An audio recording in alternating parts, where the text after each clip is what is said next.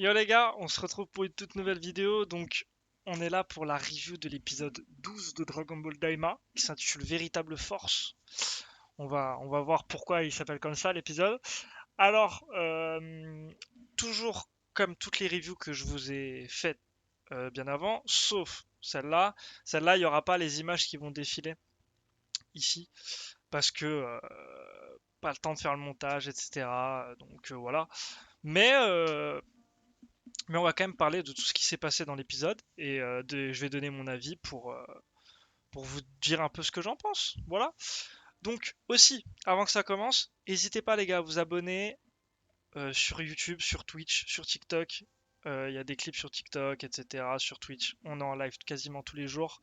Donc n'hésitez pas à être là, c'est très important et ça m'aide énormément. Et donc on va passer tout de suite à l'épisode. Donc pour cet épisode, on commence avec un épisode du coup où on reprend le combat de Vegeta et le Tamagami numéro 2. Donc Vegeta qui en gros sort de la bouche du Kraken, bon on s'y attendait, hein. C'était logique. Euh, donc il sort de la bouche du Kraken, il se transfo en gros en SCJ2. En SCJ2 tu vois qui tient largement tête au Tamagami numéro 2 et tout. Et là d'un coup t'as Neva qui fait un délire avec ses mains là, il donne plus de puissance au Tamagami numéro 2. Et donc tu te dis, bon, le mec, il a le pouvoir d'augmenter la puissance des Tamagami. Donc, ma théorie comme quoi il y aurait possiblement un quatrième Tamagami ou alors autre chose par rapport à Neva est pas improbable. Voilà. Donc ça, c'est pareil. Pourquoi pas? Parce que le mec peut rajouter de la puissance au Tamagami. Là, du coup, les trois Tamagami, parce on va y venir aussi. Le Tamagami numéro un aussi était vaincu par Majin Buu. Alors, le combat de Majin Buu et du Tamagami numéro un est assez, on va utiliser des mots simples, assez cadavérique. Parce qu'en soi, quand Majin Buu est vraiment sérieux, tu sens sa puissance. Il n'y a pas de souci là-dessus. Ok. Par contre, le combat ridicule où il lui met encore la tête dans le cul là, et où c'est complètement, comment dire, gaguesque, on va dire ça comme ça, où c'est complètement gaguesque avec l'histoire du chocolat, où il faut encore que Majinko aille lui chercher du chocolat en vitesse pour qu'il soit en pleine forme et qu'il fracasse le Tamagami. Bon, en vrai, on souffle. Ils l'ont joué comme ça, pourquoi pas. Mais voilà quoi. Donc, Majin Buu a son chocolat après son caprice. Il fracasse le Tamagami numéro un et le Tamagami numéro un lui dit maintenant épreuve finale. Donc oui, comme donc on a compris que chaque Tamagami allait avoir son épreuve finale. L'épreuve finale du Tamagami numéro un, c'est simple, c'est un calcul mental. Un calcul mental de baiser, hein, de malade mental. Okay, et là, on capte que du coup, pendant qu'il fait tous les chiffres défilent et tout, à la fin, il lui dit bon, bah c'est quoi la réponse? Majin forcément. On savait qu'il allait pas savoir, tu vois, c'était logique. Et qui c'est qui a eu, qui a tout eu le calcul et qui a bon, enfin, qui a trouvé la réponse, c'est Majinku. Majinku qui a l'air d'avoir une bonne intelligence, enfin, en tout cas, une intelligence sur le calcul mental, on va dire. Pourquoi pas? Donc potentiellement, du coup, c'est pour nous faire comprendre que Majinku c'est l'intelligence et Majin la force. Donc si tu les fusionnes les deux, ça peut donner un monstre de puissance qui allie l'intelligence et la force. C'est comme ça que je le vois, comme ça que je pense qu'ils ont voulu nous le faire passer le message. Donc on verra sûrement ce qui est même sûr, hein, je pense, hein, une fusion des deux, à voir comment ça rend. Euh, et du coup, il récupère la Dragon Ball numéro un. Donc Goma voit ça et il dit ouais, bon bah heureusement qu'ils ont pas la dernière Dragon Ball, tu vois.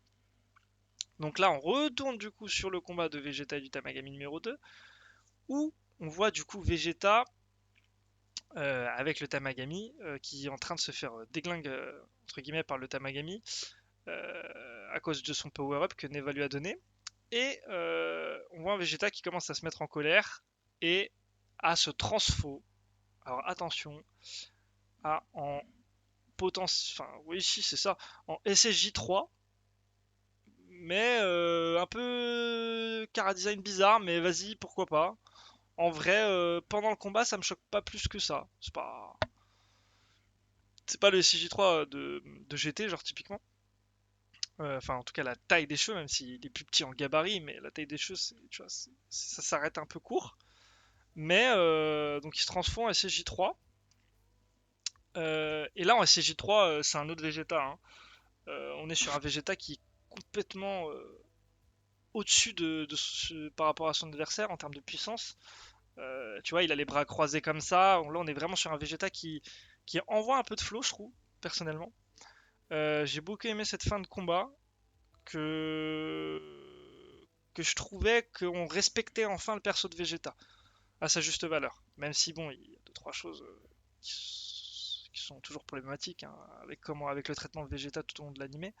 Mais là, pour le coup, honnêtement, j'ai trouvé la fin du combat, que ce soit visuellement et même en termes de flow, je trouvais ça intéressant, ce que ça proposait. Même à la fin où genre tu vois bah, tu sais, il arrête tout d'un doigt, c'est comme si c'était ultra facile et tout, tu vois, j'ai beaucoup aimé ce délire là. Et à la fin, quand genre tu vois, il part ultra vite le Tamagami parce que il s'est pris un gros coup par Vegeta, et que Vegeta le rattrape et juste le tient comme ça. Il lui dit, et le Tamagami il dit ouais c'est bon t'as gagné, et là il le lâche. Tu vois, cette scène là aussi j'ai trouvé un peu stylé. Ça manquait d'émotion avec une bonne musique, un moment vraiment stylé. Mais en vrai, il y a du bon, il faut le dire quand il y a du bon. Ça pour le coup rien à redire. Donc après, Vegeta a son épreuve finale pour récupérer la Dragon Ball, comme chaque Tamagami a ça. Et on se retrouve avec une épreuve finale qui est l'énigme. Donc une énigme, donc avec un truc qui s'appelle je sais plus quoi, un nom, c'est un serpent, machin et tout. Et en gros, tu dois trouver combien il a réussi à manger de bonbons. Pas de bonbons, de cookies ou de gâteaux, je sais plus, bref. Et tu sais qu'il va y avoir une douille, tu vois, et que c'est ça enfin, qui va entre guillemets ternir le, le, le, le combat, on va dire en général, pour récupérer la Dragon Ball par rapport à Vegeta. C'est que bon, tu vois qu'il n'a pas la réponse, et sa seule réponse qu'il donne du coup à 0 secondes, c'est il en a mangé zéro parce que c'est un serpent et ça mange pas de gâteau. Ça, c'est la réponse. Donc bon, quand t'as fait tout un combat et que bah déjà que c'est une énigme nulle à chier, parce qu'ils sont bien beaux avec leur épreuve finale, mais en vrai ça sert à quoi?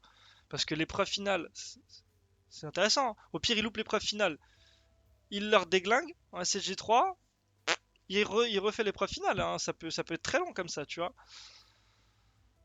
Qu'en vrai, je vois pas l'intérêt scénaristiquement parlant de cette épreuve, mais c'est là, écoutez, on fait avec, on n'a pas le choix. Donc, il récupère la Dragon Ball. Et après, on en est, bah, du coup, c'était assez rapide. Après, t'as Goku qui lui propose l'insecte. Ça parle en mode ouais, mais tu refuses, mais passe avec moi. Avant, tu mangeais tous. Enfin, je sais plus, il dit je sais plus, tu mangeais des insectes ou je sais plus quoi. Je sais plus ce qu'il lui dit, un truc comme ça. Et Vegeta qui lui dit ouais, non, mais ça c'était avant, maintenant je suis raffiné. Pourquoi pas? Et pour finir, du coup, après, ils mettent le cap sur le premier monde des démons, où là, du coup, potentiellement tout le monde va se rencontrer. Donc ça risque d'être intéressant, on va dire. À voir qu'est-ce qui va se passer dans le dernier monde des démons. Donc là, on sait qu'on est sur les derniers épisodes, hein. Bah, sûrement, je pense, l'animé va aller à l'épisode 20. Après, je vois pas trop ce qu'on peut en tirer de plus. Euh, Là, je pense que le prochain épisode, c'est un gros épisode filler. Même si, bon, voilà. Et on va voir ce qu'ils vont faire dans le monde numéro 1. Mais apparemment, sur la fin, là, on voyait en gros le cliffhanger de l'épisode. J'appelle ça un cliffhanger, même si bon, on en pense ce qu'on veut. C'est Goma qui est très très énervé parce que bah, justement, bah, ils mettent le cap sur le monde numéro 1 et ils ont les deux Dragon Ball et que l'autre elle a une Dragon Ball. Et lui, à la fin, il dit bon, bah, si c'est comme ça, en mode énervé, Et cliffhanger, hop, c'est terminé. Et fin du game générique. On verra. On verra ce que ça donne. La vidéo dure pas trop longtemps parce qu'il n'y a rien d'autre vraiment à dire. Voilà, il y a eu visuellement c'était beau. Il y a eu certains trucs très intéressants visuellement. En termes d'animation, voilà, pour le coup rien à redire. Il y a eu deux trois trucs intéressants aussi au niveau des combats. Enfin, du combat de Vegeta et du Tamagami. Le reste, bon, c'est un peu à mettre à la poubelle, je trouve. Euh, on verra ce que ça donne. Et sur ce, les gars, on se retrouve pour le prochain épisode bientôt. Et n'oubliez pas aussi, on va regarder dès que ça sort Solo Leveling et ça, Solo Leveling saison 2. Soyez présents les gars, ça va être incroyable. Sur ce, je vous dis ciao. On se retrouve pour une nouvelle vidéo bientôt.